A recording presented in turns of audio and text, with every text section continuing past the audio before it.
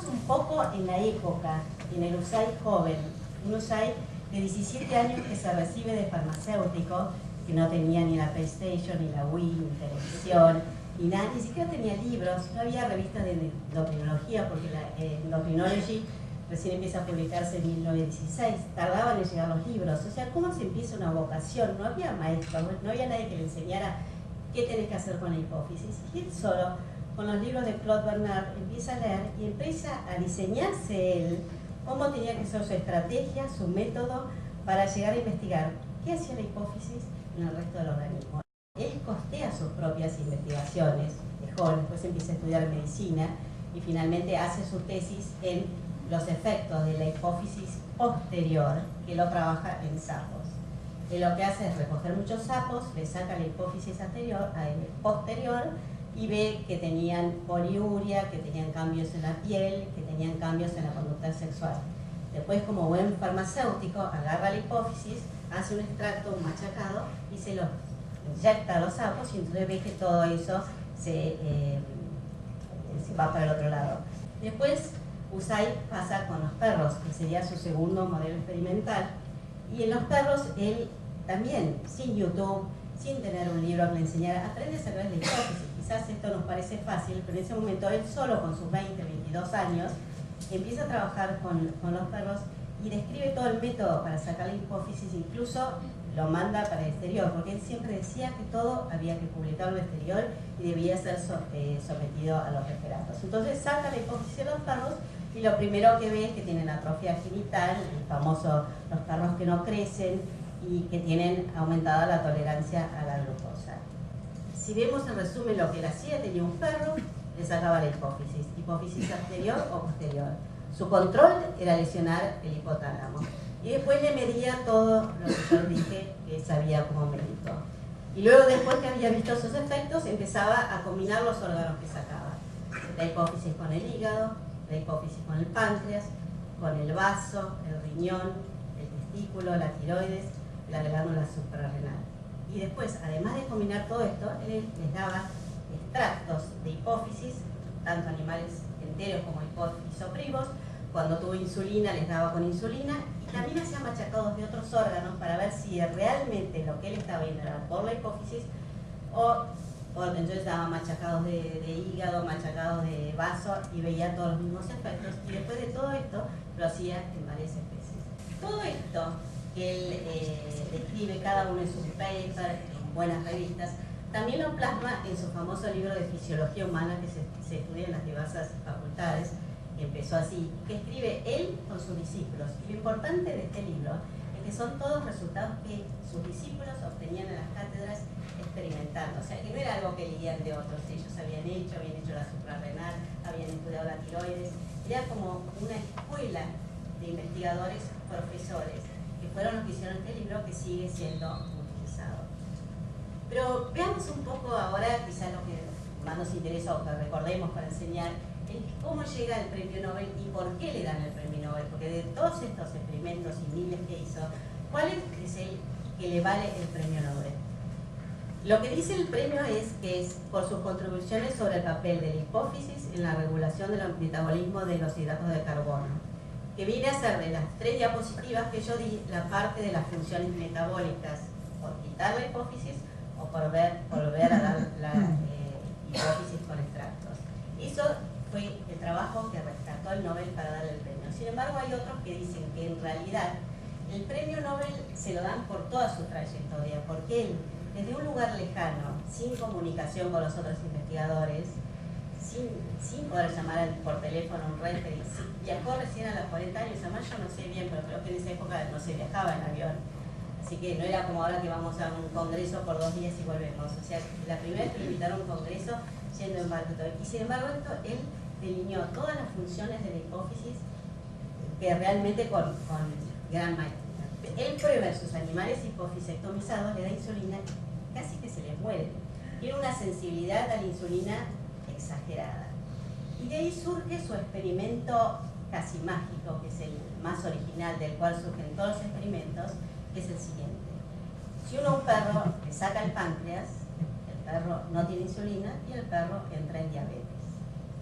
Si ese perro además de sacar el páncreas, le saca la hipófisis, el perro se cura de su diabetes. O sea que la hipófisis estaba contrarrestando algo que pasaba en el páncreas. Eso se llamaron los Husay Dogs. Y después en todo el mundo empezaron a copiarle este modelo experimental. Él después da extractos de hipófisis y ve que tienen acción diabetogénica. Y eso no se lo cree nadie. Lo invitan del NIH, en el NIH alguien ya tenía la hormona de crecimiento recombinante purificada, se la da y comprueban claramente que el efecto de la GH, que es lo que él veía en sus extractos hipofisarios, antagoniza el efecto de la insulina. Y de ahí queda validado el modelo, pero eso fue en el año 48. Fíjense que él empezó con su modelo en el 29 y él lo publicó en el 31. Los hombres, los colaboradores pasan, los recuerdos quedan, esta es una canción, como quedan las obras de los que algo hacen. Y la obra de Husay queda en nosotros, seguimos trabajando en eso. La obra científica de Husay es este instituto y la obra de Husay es el CONICET. Todo eso queda. Y vuelvo al comienzo de mi charla, al doctor Segura, que quiero agradecerle, porque la verdad que a través de este desafío yo aprendí a conocer mucho de la obra de Husay, a admirar la obra de Husay y a ver cómo la obra de Husay la tenemos que seguir todos nosotros.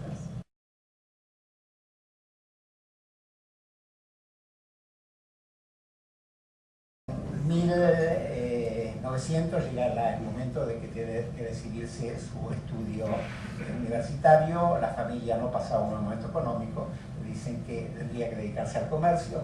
Él insiste que quería hacer una carrera universitaria, que no iba a utilizar los fondos de los padres. Trabajó desde muy temprano, entra y hace, bueno, quería ser médico, pero para entrar a la Facultad de Medicina se necesitaba tener 18 años, por lo cual hizo farmacia y se recibió en farmacéutico a los 17. Acá está con sus compañeros, fíjense la cara. No, realmente. Ahora es interesante ver un poco su actividad dentro de la facultad. Por supuesto que era un alumno más que ejemplar. Se decía que cuando él iba a rendir, siempre se corría la bolilla de que vamos a escuchar al francés, porque daba siempre la sensación que sabía mucho más que los profesores cuando rendían. Entonces era todo un momento, se imaginan los alumnos, de ir ahí a ver cómo los embromaban los profesores. Era muy bueno.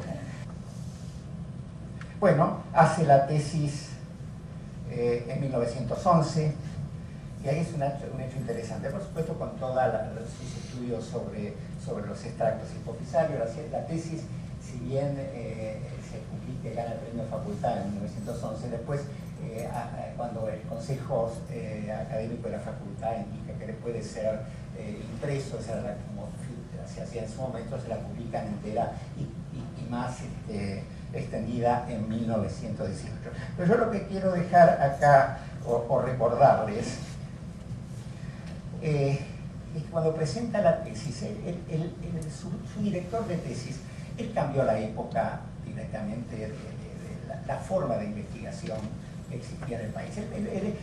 La ciudadanía argentina en realidad no estaba en contra de la investigación científica, pero ahora está un poquito mejor, pero en aquel momento no le importaba mucho. Más aún aquellos investigadores que había traído Sarmiento, los alemanes que llevó a la Academia de Ciencias de Córdoba, eran vistos como cosas raras. ¿Se imaginan hacer ciencia en esa época?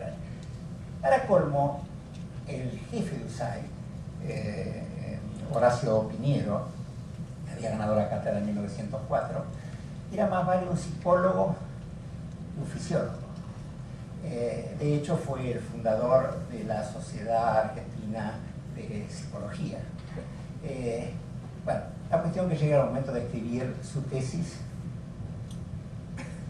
y Husay había tenido varios encontronazos respecto a la manera o la necesidad de hacer tesis, de hacer trabajos en la Argentina, ya que el pensamiento de Piñero, y lo describo acá con sus propias palabras, era el siguiente.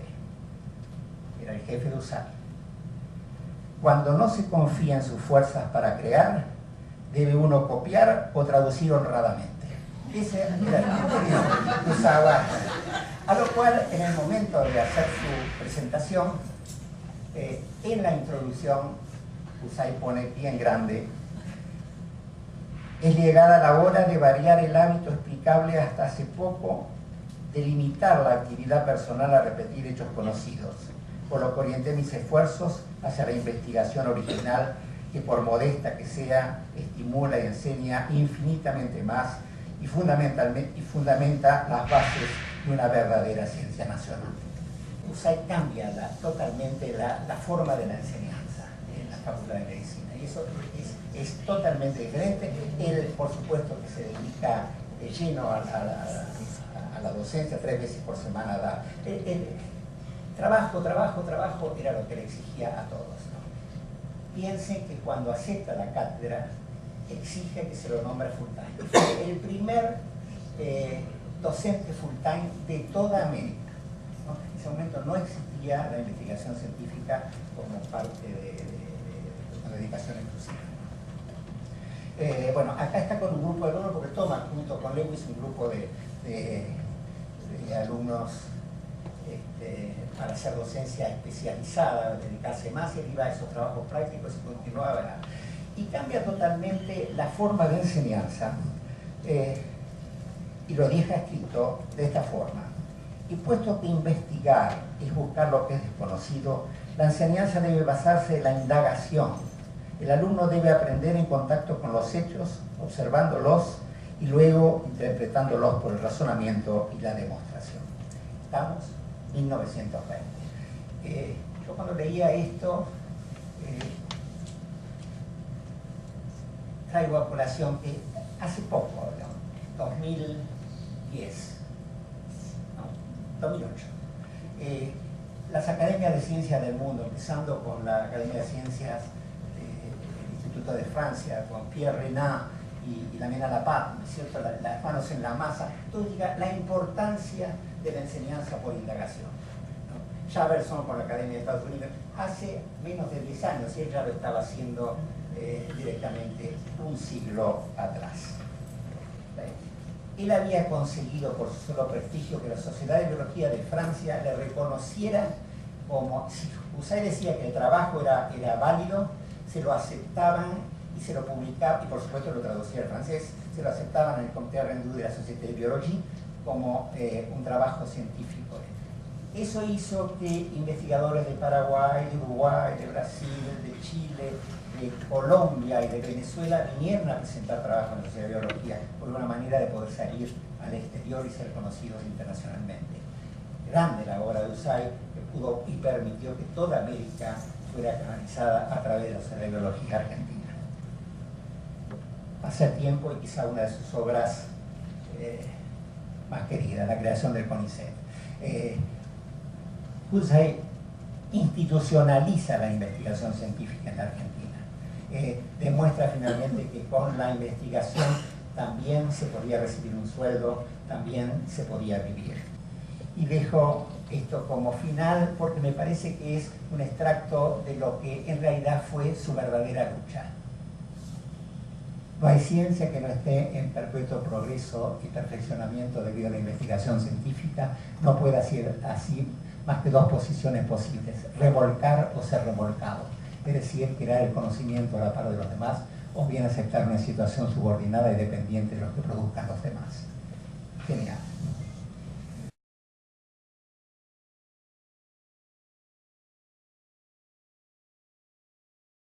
Abuelo, yo le digo abuelo, no le digo ni nono, ni tata, le digo abuelo con palabras.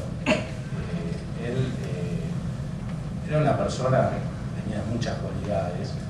Lástima que yo tenía 17 cuando él murió, o sea que no lo pude aprovechar en su totalidad, y hoy me he ilustrado con una cantidad de cosas que me parecieron fantásticas. Una de las virtudes que complementaban su inteligencia, su memoria era realmente tenía mucha memoria. He leído, porque esto no lo comprobé, pero decía que cuando tenía su primer trabajo se caminaba 6 kilómetros hasta el trabajo y memorizaba los números de las calles, los carteles, memorizaba los nombres de los libros que leía, de los autores, los iba repitiendo como ejercicio de memoria. Un día de la semana cada familia lo llevaba a comer a su casa. A nosotros nos tocaba el viernes, eso es correcto, creo que Raúl era el jueves, no me acuerdo hablar por el día era. Esa era una tradición y era muy... Él nos pasaba a buscar con el auto del Conicet, con su chofer. Yo no recuerdo que él haya tenido auto, por ahí en su juventud lo tuvo, pero yo recuerdo de él, no tenía auto. Entonces nos pasaba a buscar, era como toda una ceremonia, íbamos a la casa que hoy es el museo, ahí comíamos en el comedor de abajo, hablo de mi familia, nos regalaba un chocolatín a cada uno, nos teníamos por cuál era el que más nos gustaba. Después subíamos al primer piso donde estaba un bolsito, donde estaba la televisión, y me acuerdo siempre cómo disfrutaba con el programa cómico Pepe Bion. Los grandes se acordaban quién es Pepe Bion, era un cómico en el momento, como no sé si fuera Franchella, por ejemplo, no sé, o algún medio. Él se reía mucho, yo recuerdo esos recuerdos, otro recuerdo que tengo, había un piano ahí, de él, mi madre tocaba el piano desde los 5 años, entonces se ponía a tocar canciones así de chicos y él cantaba Fred Jack y todos los franceses. O sea que era una velada muy amena, él ya estaba institucionalizado el viernes, vamos a comer al abuelo. Jugábamos a los autitos, camioncitos, y hacíamos una fila, obviamente con cajitas de remedio. Eso eran los autismos, porque remedios había por todos lados, como buena casa de investigador en medicina.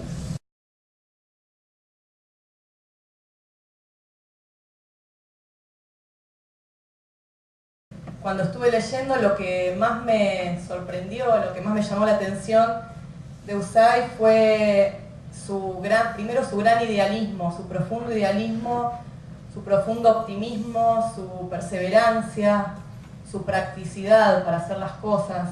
Y yo creo que fueron en gran parte estos rasgos de su personalidad los que los llevaron más allá de ganar el premio Nobel y ser el investigador que fue, también a sentar las bases de la ciencia institucionalizada en la Argentina y de una ciencia organizada, de una ciencia mucho más respetada, más reconocida. Y yo creo que el progreso de la ciencia argentina desde Usay hasta hoy se lo debemos en gran parte a este hombre que realmente fue fuera de lo común. Él dijo que el verdadero patriotismo está en trabajar correctamente y someter el resultado a la discusión mundial, lo que mostrará la importancia real de nuestros estudios. Está también en enseñar el método y estimular el amor a la ciencia en los que nos rodean, en no temer el sacrificar las horas y posponer sus estudios para que se formen los discípulos, en estimular la crítica, en exigir el respeto y la ayuda para los que valen, en luchar por corregir lo malo o deficiente. Lo patriótico es crear un buen ambiente científico local, serio, donde se estudien los problemas objetivos que son de todos los continentes y con mucha atención los propios de nuestro país. Como ven, él relacionaba siempre el progreso científico al progreso del país. También, siguiendo este concepto, él pensaba que el becario debe recordar que es el fruto de su tierra, que forma parte de ella y que está obligado a retribuirle toda la ayuda y formación que recibió. Él se refería al becario que era enviado al extranjero para perfeccionarse, y él decía que siempre tenía que pensar cómo iba a aplicar lo que aprendía a su regreso en el país, y que las instituciones que lo enviaban no lo enviaban solamente para perfeccionarse y para un progreso personal, sino que lo enviaban para que el país pueda crecer, que pueda crecer la ciencia en el país y que pueda crecer la institución que lo envió también. También dijo que cuando se instala un laboratorio, se contrata un hombre de ciencia o se crea una cátedra o se comienza a trabajar, se exigen inmediatamente grandes resultados, por ignorar que la obra científica es lenta y a largo plazo, aunque segura. La preocupación única de las ciencias aplicadas empequeñece el horizonte y disminuye los resultados. Lo juicioso es desarrollar las ciencias puras y aplicar luego continuamente sus resultados. La distinción entre ciencias puras y aplicadas es artificiosa. Como ven, esta es una discusión bastante actual, sigue hasta nuestros días, pero él estaba muy involucrado en pensar no solo la manera en que tenía que investigarse en el país, sino qué había que investigar en el país.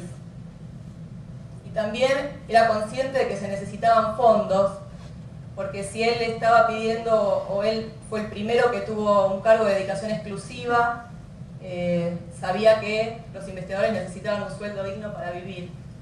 No habrá hombres de ciencia, salvo en forma esporádica, algunos héroes anónimos, mientras se olvide de que hay que pagarles lo suficiente para vestir y alimentarse a sí mismos, a sus esposas e hijos, pues es de suponer que no se desea que los hombres más destacados por su inteligencia no se reproduzcan o limiten su descendencia. Sería una selección al revés. Esto para que vean que realmente estaba involucrado en todo esto, y yo creo que toda esta manera de pensar estas cosas, además él prodigó con el ejemplo, porque fue el primero, como dijo el doctor Jarró, que tuvo un cargo de educación exclusiva, después logró que se creen otros cargos, y bueno, toda esta manera de organizar culminó con la creación de lo que fue el CONICET y sigue siendo hasta ahora. También dijo que cuando se instala un laboratorio, se contrata un hombre de ciencia, o se crea una cátedra, o se comienza a trabajar, se exigen inmediatamente grandes resultados, por ignorar que la obra científica es lenta y a largo plazo, aunque segura. La preocupación única de las ciencias aplicadas empequeñece el horizonte y disminuye los resultados. Lo juicioso es desarrollar las ciencias puras y aplicar luego continuamente sus resultados. La distinción entre ciencias puras y aplicadas es artificiosa. Como ven, esta es una discusión bastante actual, sigue hasta nuestros días, pero él estaba muy involucrado en pensar no solo la manera en que tenía que investigarse en el país, sino qué había que investigar en el país. Y también era consciente de que se necesitaban fondos, porque si él estaba pidiendo, o él fue el primero que tuvo un cargo de dedicación exclusiva, sabía que los investigadores necesitaban un sueldo digno para vivir. Bueno, y personalmente, ojalá que USAID pueda seguir influyendo en nuestra forma de ver la ciencia en el país, en nuestra forma de ver nuestro trabajo y en nuestra forma de saber que nosotros somos responsables y que tenemos el honor de trabajar en el instituto que él creó, muchos de nosotros también en el CONICET, y que eso es una responsabilidad muy grande, y que también es responsabilidad nuestra el futuro de la ciencia en el país, y creo que eso es el legado que él nos quiso dejar a nosotros.